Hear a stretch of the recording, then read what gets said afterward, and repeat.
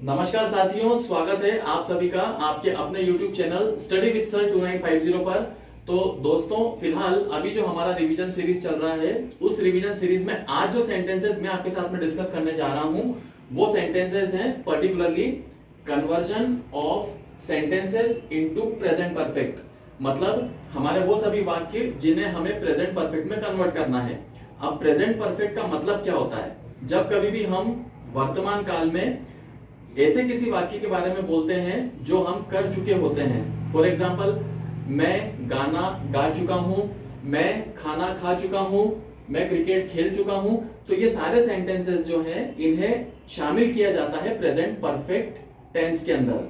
आइए समझ लेते हैं कि सबसे पहले इस टेंस के सेंटेंसेस को बनाने के लिए आपको मुख्य रूप से किन दो हेल्पिंग वर्ब्स पे कमांड करना होगी या उनके विषय में जानकारी रखना होगी। तो सबसे पहला हेल्पिंग वर्ब है हैव। हैव को यूज कहां किया जाएगा? हैव को यूज किया जाएगा आई, यू, वी, दे और प्लूरल्स के साथ में, एक से ज्यादा। अब बात करते हैं हैज की। हैज को कहां पर यूज किया जाएगा? ही, शी, इट और सिंगुलर्स के साथ में। और अब समझ लेते हैं कि जब वाक्य बनाना होगा तो वाक्य बनाने के लिए किस स्ट्रक्चर को हमें अपने दिमाग में रखना होगा। तो स्ट्रक्चर ऑलमोस्ट सेम है जो हम पिछली रिवीजन सीरीज में डिस्कस करते चले आ रहे हैं। रिवीजन में हमने सभी जगह पर सेंटेंस बनाने से संबंधित स्ट्रक्चर डिस्कस किया हुआ है। आप इस स्ट्रक्चर को पूरी तरह से अपने माइंड में सेट कर सकते हो। केवल दो चीजें इसमें चेंज होती हैं। सबसे पहले बीच में मेन वर्ब और उसके बाद में हेल्पिंग वर्ब और उसके बाद में मेन वर्ब का फॉर्म।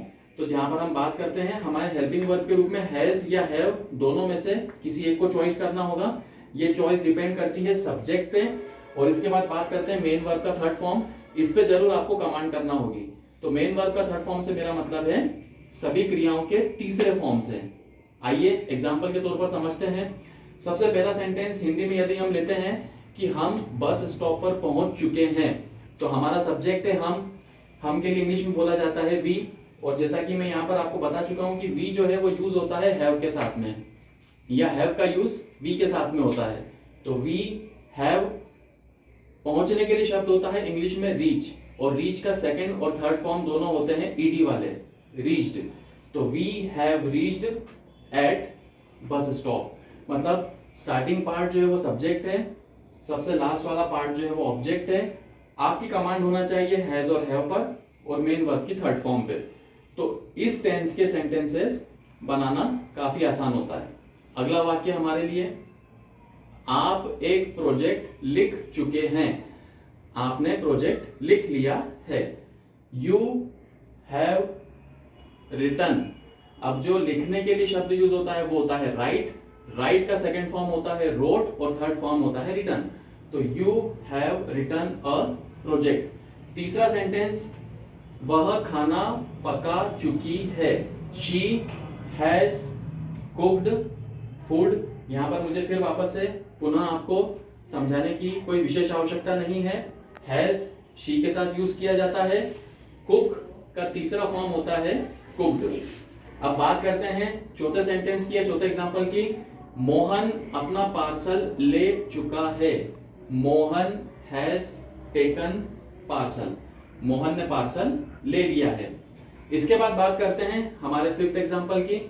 तो फिफ्थ एग्जांपल है, वे लोग फुटबॉल मैच खेल चुके हैं। They have played football. तो आज मैंने इस सीरीज में, रिवीजन सीरीज में आपके साथ में वो सारे सेंटेंसेस डिस्कस किए हैं जिन सेंटेंसेस को हम उस फॉर्म में चेंज करना चाहते हैं जो कि प्रेजेंट टेंस के हैं। और इन सारे सेंटेंसेस में हमने अपना काम पूरा कर लिया है। और जाते जाते इंस्पिरेशनल कोट आज का, विनर्स नेवर क्विट।